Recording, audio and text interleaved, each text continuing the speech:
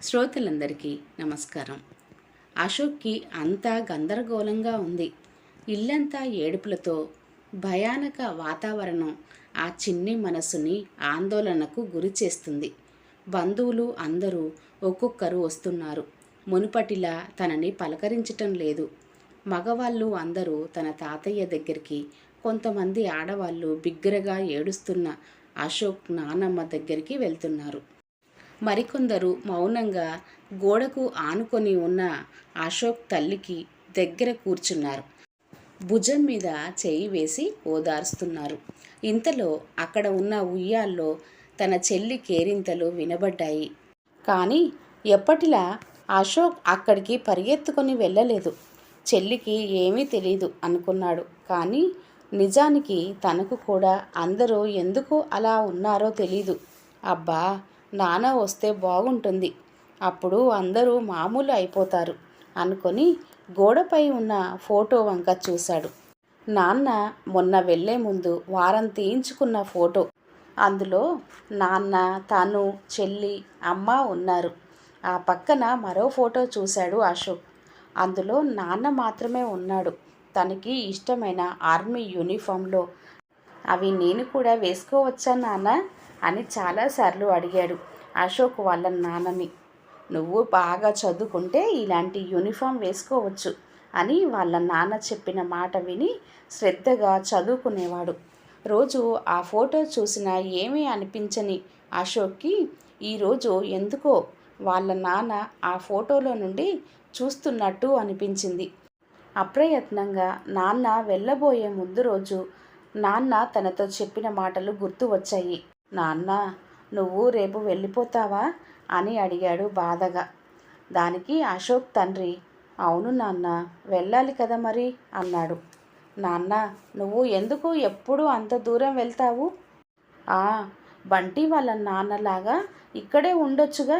చక్కగా వాళ్ళ నాన్న వాడికి రాత్రి అయ్యేసరికి బోలెడు కథలు చెప్తాడు. వాడిని ప్రతి సండే బయటికి తీసుకెళ్తాడు. నువ్వు మాత్రం ఎప్పుడో వస్తావు.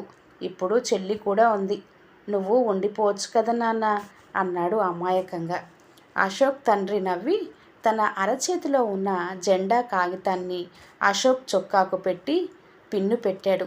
వెంటనే అంతకుముందు తన తండ్రి తనకి నేర్పించిన సెల్యూట్ని చేసి చూపించాడు అశోక్. కొడుకును చూసి మురిసిపోతూ, అశోక్, ఇప్పుడు నువ్వు పెద్దవాడివి అవుతున్నావు కాబట్టి చెప్తున్నా, నువ్వు ఇప్పుడు స్కూల్కి చక్కగా వెళ్తున్నావు అన్నా, బంటి వాళ్ళ నాన్న ఆఫీస్కి వెళ్తున్నాడు అన్నా, మీరు అందరూ సరదాగా ఆడుకుంటున్నారు అన్నా, దానికి కారణం నేను అక్కడ ఉండటం. నేను అక్కడ ఉంటేనే మీరు అందరూ ఇక్కడ సంతోషంగా ఎలాంటి భయం లేకుండా ఉంటారు. అర్థమైందా? నేను లేనప్పుడు అమ్మని, చెల్లిని, నానమ్మ, తాతయ్యని నువ్వే చూసుకోవాలి. నా తర్వాత నువ్వే ఈ ఇంటికి పెద్దవాడివి అన్నాడు. అశోక్ కళ్ళల్లో మెరుపు. ఆ పసి మనసుకు ఏమీ అర్థమైందో తెలియదు. కానీ వెంటనే, అంటే నువ్వు రియల్ హీరోనా నాన్న అని అడిగాడు ఆత్రంగా. అశోక్ తండ్రి ఆ ప్రశ్నకి చిన్నగా నవ్వాడు. మళ్ళీ అశోక్, అవును నాన్న, మా టీచర్ చెప్పింది, అందరికీ మంచి చేసేవాళ్ళు రియల్ హీరోస్ అని. అయితే రేపు నేను మా స్కూల్లో చెప్తాను మా నాన్న రియల్ హీరో అని అంటూ గెంతులు వేశాడు. అది విని నవ్వుతూ అశోక్ తల నిమిరి అక్కడ నుండి వెళ్ళిపోయాడు తండ్రి. బయట హార్ను శబ్దానికి అశోక్ ఆలోచనల నుండి బయటపడ్డాడు. బయట ఏదో బండి ఆగిన శబ్దం. వెంటనే అశోక్ ఆనందంగా అనుకున్నాడు, అమ్మయ్య, నాన్న వచ్చేశాడు అని పరిగెత్తుకొని బయటకు వెళ్ళాడు. కానీ తను అనుకున్నట్టు నాన్న రాలేదు. నాన్న వేసుకునే యూనిఫార్మ్ లాంటివి వేసుకున్న కొంతమంది వచ్చారు. వాళ్ళు ఒక పెద్ద పెట్టెను దించుతున్నారు. అశోక్ తాతయ్య, నాన్నమ్మ, తల్లి అందరూ బయటకు వచ్చారు. పెట్టెను కిందకు దించి ఇంటి ముందు పెట్టారు. అయితే అప్పటి వరకు మౌనంగా ఉన్న తల్లి తనని పట్టుకొని ఉన్న ఆడవారిని విడిపించుకొని ఆ పెట్టె దగ్గరికి పరిగెత్తి గుండెలు అవిసేలా ఏడవటం మొదలుపెట్టింది. ఆ దృశ్యాన్ని చూసిన అశోక్ బిక్కచచ్చిపోయాడు. భయంగా అడుగులు వేసి ఆ పెట్టె దగ్గరికి వచ్చి చూశాడు. అవాక్కయ్యాడు. ఆ పెట్టెలో తన తండ్రి అలానే చూస్తూ ఉండిపోయాడు. ఇప్పుడిప్పుడే చావు పుట్టుకల గురించి కాస్త అవగాహన వస్తుంది ఆ పసివాడికి. అశోక్ నానమ్మ కూడా పెట్టె దగ్గరికి వచ్చి శోకాలు పెడుతూ ఏడుస్తుంది. అశోక్ అక్కడే కూలబడిపోయాడు.